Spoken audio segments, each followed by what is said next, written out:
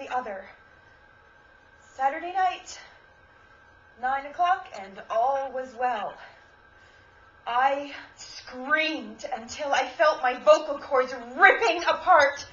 And then I kept on screaming. Fuck it! It could come for me. I didn't care anymore. But then looking down the driveway and seeing Sue grasping at her chest and struggling to breathe through the pain, and the couch surrounded by puddles of blood, I couldn't leave her to deal with it alone, so I went back in again. Again. I was going to stay out there. I was going to surrender to offer myself to it. But you didn't. I didn't. Oh, is the pain worse? I can manage, I think. But if I go, I'm okay with that. And I have always thoroughly hated Manitoba. No, really, I mean really hated it. Oh, sure, some of the lakes are nice, but we're not dead yet, eh? Oh, God, is it only 10? It's actually only 9. Oh, my watch is still on Eastern time.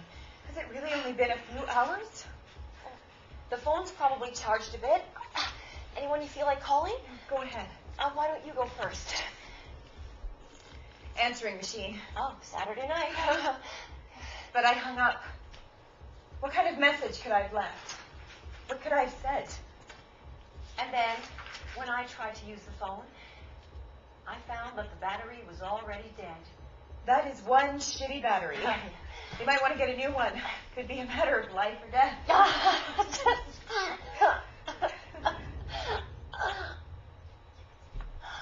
Sue? Susan?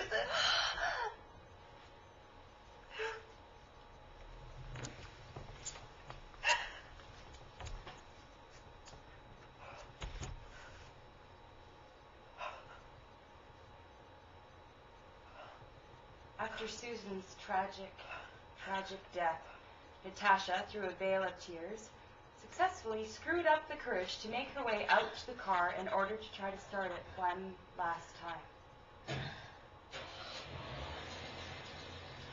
Thankfully, it does. Vic? Oops. Sorry. You don't like it when I do this narration stuff, do you? But just as Natasha is about to speed away from the horrendous, disembodied voice, Carolyn, all chewed and torn up, walks out and stands in front of the car.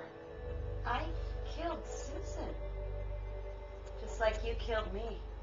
Victoria then enters, cold and dead as well. Natasha is having a spot of trouble dealing with it all. What's the worst thing, Nat? Is it dying? Or being the last one left? What? I killed her just like you killed me. But But Susan forgives me. I don't forgive you. I didn't kill you. No, I don't forgive you. Dead. Susan's dead. How could I ever forgive you, Nat? I didn't kill you, Lenny. You couldn't start the Oh car. my God, no, this can't be happening. It's okay, sweetie. Susan's dead. Victoria's dead. Carolyn's dead. No. And now, no, so are you. no. Let me die, Natasha Williams. You let me die, Natasha Williams. But I tried every... Flooded the engine. You're so stupid. We're all dead, Nat. Please stop. You are too. Dead. Dead. Dead. Please. Please. Please!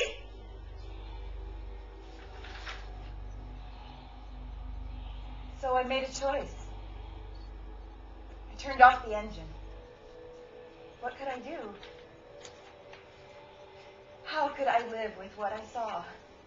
First, the look on Carolyn's face when it was pulling her towards the woods. No one else saw that. Then my dead friends. Where could I go after seeing such things? Where could I ever go to be free? And if I walked back into the house and met the thing, to say I wouldn't end up killing it myself. So I walked back in, and the living room was entirely empty, save for the pools and trails on the floor and furniture. One of them had come in and taken Susan.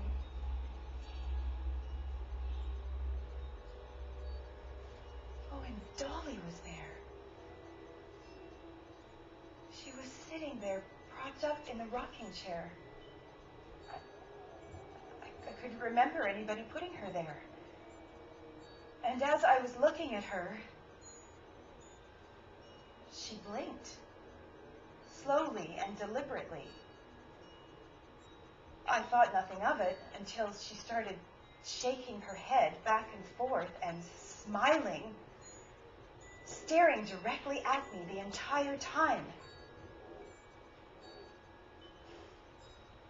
I knew what to do. I grabbed a large knife from the kitchen and started gouging her eyes out. And that's when Dolly began to laugh, pretending that it didn't hurt. Once I was finished blinding her, I retrieved the can of red spray paint